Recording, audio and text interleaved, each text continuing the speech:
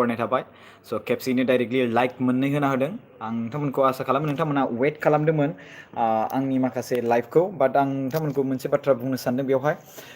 सरि about date आं दायो स्टुडिअ सिङाव हाबथ'नो हानाय नङा आं बेलेग खामानि मावगासिनो दं बाट आं नोंथांमोननि सायाव मोनसे ब्रेकिं निउस लाबोदों प्रमद बर' सारा बा प्रमद बर' बिथाङा चिफ जानो थांबाय बिटिसिनि नैबे बिटिआरनि बिटिआराव बिथाङा दायो चिफ महरै दैदेनसिगोन जिएसपि गण सुरक्षा पार्टी मिन्स नब कुमार सरेनिया आरो लोगोसे बिजेपि पार्टी जयै लोगोसे नांनानै बिथांमोना सरकार दानो थांगासिनो दं रायजो राजाफोर स' दायो बेवहाय गण सुरक्षा पार्टी आरो बिनि गेजेराव बिजेपि आरो बिनि गेजेराव इउपिपिएल स' बिसोर गासै सरकार दानो थांगासिनो दं प्रमद बर' सारा बिथाङा चिफ जाबाय स' जायफोर इउपिपिएल पार्टीनि बिथांमोनखौ कंग्रेसुलेसन आं आंनिफ्राय जासिहरबाय आरो जों नोंथांमोननि सिगाङावहाय खौरां बिजोंनि दारै नोंथांमोननि सायावहाय आङो फोरमायनांगौ दायित्व आं नोंथांमोननि सिगाङाव दायो फैबाय स' नोंथांमोना दायो सोर सोर मोजां मोनदों इउपिपिएलखौ इउपिपिएल पार्टीनि प्रेसिडेन्ट मिस्टार प्रमद बर' बिथाङा चिफ जानायखौ नुनानै नोंथांमोना सोर सोर मोजां मोनदों स' नोंथांमोना कमेन्ट खालामनो हागोन स' बेवहाय आं कमेन्टफोरखौ नायनो सानदों बेवहाय दायो बिपिएफआ 17टा सिट मोन्दोंमोन आरो लोगोसे इउपिपिएलआ 12टा सिट मोन्दोंमोन आरो लोगोसे आदार्सखौ बुंनो थाङोबा नोंथांमोना आदार्सआव बेवहाय मोननै मोन्दोंमोन आरो लोगोसे बिनि गेजेराव कंग्रेसआ मोनसे आरो बिनि गेजेरावहाय इउपिपिएलआ 12टा आरो बिजेपिआ 9टा स' बिजेपि आरो इउपिपिएल ज' नांनानै नायोब्ला होमबा 21 जायो ओमफ्राय बिनि गेजेराव जुदि आदार्सखौ लाफादेरोब्ला अब्ला बिथांमोना 23 बा 22नि गेजेराव बिथांमोना सरकार दानो थांगासिनो दं जिएसपिखौ लाफायोबा होमबा 22आव बिथांमोना सरकार दानो थांगासिनो दं रायजो राजाफोर येस नंगौ जिएसपिखौ लाफायोबा बिथांमोना माने 22टा सरकार दागोन आरो आदार्सनिखौ लाफादेरोब्ला बिथांमोनहा बेवहाय गासै 23टा सरकार दानो थांगासिनो दं 23 प्लास 17 थाबावगोन ओरै बिपिएफआव स' बिग ब्रेकिं निउस बेयो बिराद गिदिर निउस होनना बुंजायो बेवहाय स' बेवहाय इउपिपिएलआ देरहासार जानो हाबाय दायो दा सीएमआ दायो एनाउन्स खालामबाय सीएमआ आसामनि चिफ मिनिस्टार सर्बानन्द सन'वाला एनाउन्स खालामबाय लोगोसे भारत हादरनि हम मिनिस्टार अमित शाह बिथाङाबो कंग्रेचुलेसन जासिहरदों इउपिपिएल पार्टीखौ येस नंगौ रायजो राजाफोर भारतनि हम मिनिस्टार अमित शाह बिथाङा इउपिपिएल पार्टीखौ कंग्रेचुलेसन जासिहरदों बिथाङा विश खालामहरदों स' दायो प्रमद बर' बिथांखौ आसामनि चिफ मिनिस्टार बिथाङा चिफ बानायबाय रायजो राजाफोर येस थारैनो सैथो नोंथांमोना सैथो बाथ्रा खोनासंनो मोन्दों नोंथांमोना थार खोथा खोनासंनो मोन्दों प्रमद बर' बिथाङा CEM जाबाय चिफ एग्जिकिउटिभ मेम्बार स' गासैबो जायफोर इउपिपिएल पार्टीनि सुबुंफोर बिथांमोनखौ कंग्रेचुलेसन जासिनो थांबाय आङो बेवहाय आरो बिपिएफ पार्टीनि रायजो राजाफोरखौ आं दुखु फोरमायहरनाय थाबाय स' बेवहाय आं नोंथांमोननि सायाव खोन्थानो सानदों कि बिजेपि आरो इउपिपिएल एलायन्स जाबाय रायजो राजाफोर बेवहाय माखासे सुबुंफोरा जै इउपिपिएल गोबां नुनो मोन्दों इउपिपिएल जिन्दाबाद गोबां नुनो मोन्दों गोबां रायजो राजाफ्रा बेयाव नुनो मोन्दों कंग्रेचुलेसन बुंहरदों माखासे मानसिफ्रा जोबोद खुसि होननानै बुंदों सोरबाफोर दिनै हराव उन्दुनो मोनाखैब्ला बिथांमोना गोसो गोथारै उन्दुनो हासिगोन रंजानो हासिगोन सोरबाफोर दायो माने अमा बेदर सोरबा मा बेदर जानो सानदोंमोन सोरबा अमा गोरान बेदर जानो सानदोंमोन बिथांमोना जानो हासिगोन खुसि जासिगोन स' बमबो गावबाय जोंनि खाथियाव मोनसे इउपिपिएलनि सेन्टार दङ बेवहाय बम गावगासिनो दङ डेक दामगासिनो दङ गोबां दावराव दावसि जागासिनो दङ बिकज इउपिपिएल पार्टीया देरहानायनि थाखाय इउपिपिएल पार्टीखौ इउपिपिएल आरो बिजेपि पार्टी एलायन्स जानायनि थाखाय आरो लोगोसे प्रमद बर' बिथांखौ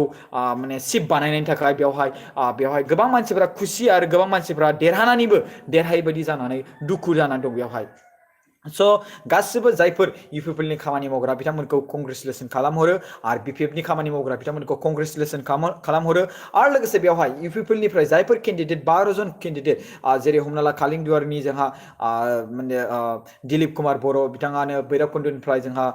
गबिन्द चन्द्र बसुमतारी बिथां आरो लोगोसे गोबां केन्डिडेट जेसेबांखिनि दङ बिथांमोनखौ कंग्रेचुलेसन बिग कंग्रेचुलेसन आरो आं बे बाथ्राखौसो बुंनो सानदों नोंथांमोननि सायाव सिगनेटारिस जेसेबांखिनि दंना बिथांमोना देरहामारबाय आं बेखौनो बिराद लुबैमारदोंमोन गोसोआ जायफोर सिगनेटारिस बिटिआर एकर्डखौ जायफोर सिगनेटारिस हिसाबै बिथाङा साइन खालामना लाबोदोंमोन स' बिथांमोनहा माने बिथांमोनखौ देरहाहोनांगौमोन बिथांमोनखौ लाजि फोनांनाङामोन बिथांमोनखौ देरहाहोनांगौ आं बेखौ सानबाय थादोंमोन स' बेनि गेजेराव प्रमद बर' बिथांखौ मोननै कनस्टिटुवेन्सि बा मोननै समस्तिनि गेजेराव बिथांखौ देरहानो हाबाय कक्लाबारियाव देरहाहोनो हाबाय आरो बिनि गेजेरावहाय गयबारियाव देरहाहोनो हाबाय स' बे बिराद गिदिर खौरां आरो बिनि गेजेराव जुदि बिपिएफ पार्टिनिखौ नायोबा बिपिएफ पार्टिनि हाग्रामा महिलारि बिथाङा कासुगावहाय जेनबाय आरो बिनि गेजेराव देबरगावआव देरहानो हाबाय आरो लोगोसे बेयावहाय इउपिपिएल पार्टिनि जेसेबांखिनि सिगनेटारिस दं बिथांमोनाबो देरहानो हादों आरो लोगोसे बिपिएफनि जेसेबांखिनि सिगनेटारिस दंमोन जे बिटिआर एकर्डआव बिथांमोनाबो देरहानो हादों जेरै हमना ला बि सावरायगिरियाबो देरहानो हादों आरो जेरै हमना ला गबिन्द चन्द्र बसुमतारियाव देरहानो हादों आरो जोंहा इउपिपिएलनि प्रेसिडेन्ट मिस्टार प्रमद बर' बिथाङाबो देरहानो हादों बिथाङाथ' मोननै सिट देरहानो हादों गयबारि आरो बिनि उनाव कक्लाबारि स' बिथाङा मोननै जायगायावबो देरहानो हादों आरोना रायजो राजाफोर बिथांखौ फोथायदों बाट थांनाय बे इलेक्सन समावहाय उदालगुरिखौ लानानै बिपिएफआ सरकार दादोंमोन बाट देग्लायनि समावहाय इउपिपिएल आरो माने सरि उदालगुरि आरो बाक्सायावहाय इउपिपिएल पार्टि खोब गाज्रि माने जेन्नाय नुनो मोन्दों बिपिएफ पार्टिखौ बाट इउपिपिएल पार्टिखौ देरहानाय नुदों मा उदालगुरि आरो बाक्सायावहाय इउपिपिएलआ गोबां मोजां जायगा लानो हादों बाट बुजिनांथाव बाथ्राया बेसो साननो गोनां बाथ्राया बेसो कि क'क्राझार आरो नैबे चिराङावहाय जिखिनि जाथाय जाबाय जिखिनि बेवहाय फोथायनाय जि देरहाथारगोन बायदि जिखिनि बांसिन नुदों बैखिनिखौ बेवहाय माने क'क्राझारावहाय देरहागोन बायदिखौ नुनो मोन्दोंमोन देरहागोननि थासारिखौ नुनो मोन्दोंमोन चिराङावहायबो देरहागोननि थासारिखौ नुनो मोन्दों बाट बाक्सा आरो उदालगुरियावहाय इउपिपिएलआ बांसिन जायगा लानो मोन्दों आरो बिनि गेजेराव क'क्राझार आरो चिराङावहाय गोबां बर'फ्रानो इउपिपिएलखौ सापर्ट खालामाखै बेखौ नुनो मोन्दों स' दायो प्रमद बर' बिथाङा बिटिआरनि एकर्ड बा जायगाखौ बारायनाय एक्सटेन्ड खालामनाय नैबे बिथांखौ सानदोंमोन बे थांखिखौ सानदोंमोन जेरै हमना ला सनितपुर आरो बिश्वनाथखौ दाजाबनाय बे माने बिटिआरआवहाय बाट बिनि गेजेरावहाय जों फारसे बिपिएफनि पार्टिनि मिस्टार हाग्रामा महिलारि बिपिएफनि प्रेसिडेन्ट बिथाङा बेनिफ्राय मा होनोमोनलाय माने बेखौ एक्सटेन्ड खालामनायाव बिथांमोनहा एक्सटेन्ड खालामनो नाजायो बिथांमोनहा मा बेखौ वेलफेयारावहाय दैथायहरनो नाजादोंमोन जायनि जाहोनाव इउपिपिएलआ बेयाव सोंखारिनानै इउपिपिएल पार्टि प्रमद बर' बिथाङा एड जादोंमोन पलिटिकेल पार्टियाव आरो बिथाङा बेखौ एक्सटेनसनावहाय बिथां एक्सटेन्ड खालामनो नागिरदोंमोन एरियाखौ एड खालामनो नागिरदोंमोन दिनै बिथाङा सिफ जानो हाहैबाय बाट बिनि गेजेरावबो 12थाल' सिट बिथाङा मोन्दोंमोन आरो बिनि गेजेराव 17था मासिखौ बिपिएफ पार्टिया देरहानो हादोंमोन बाट जाय बिपिएफ पार्टिया माने बेवहाय माने प्रमद बर' बिथांखौ माने जेनगोन बायदि बुंदोंमोन आरो प्रमद बर' बिथाङा बिपिएफ पार्टिखौ जेनगोन बायदि बुंदोंमोन बाट नायोब्ला थ्रयै बिपिएफ पार्टिया 17था सिट मोननो थांदों इउपिपिएलआ 12था सिट मोननो थांदों आरो लोगोसे बेखौ नायोब्ला प्रमद बर' बिथाङा जेसेबांखिनि बिटिआर एकर्डनि दफाफोर दं बेखौ बिथांमोनहा इमप्लिमेन्ट खालामगोन बे बाथ्राखौ बुंदोंमोन आरो लोगोसे आरो एक्सटेन्ड जायगा एरियाखौ एक्सटेन्ड खालामनाय आरो